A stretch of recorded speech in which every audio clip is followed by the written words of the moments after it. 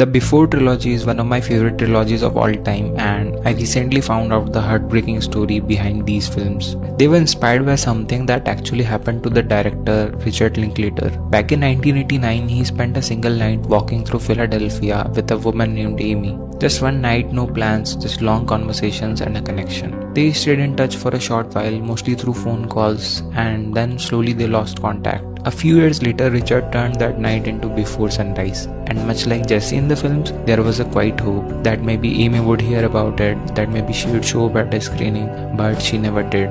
Not when Before Sunrise came out, not even years later when Before Sunset was released. It wasn't until 2010, as Richard was preparing to make Before Midnight, that he finally learned the truth. A friend of Amy reached out and told him that she died in a motorcycle accident in May 1994. She was only 24 years old and she passed away just weeks before Sunrise even began filming, which means she never saw the movie. She never knew what that night turned into, and she never knew how much it stayed with Richard. And suddenly the Before Trilogy feels even more real. Not just a story about love and timing, but about the people who come into our lives once and stay with us forever. If you like this reel, then follow for more.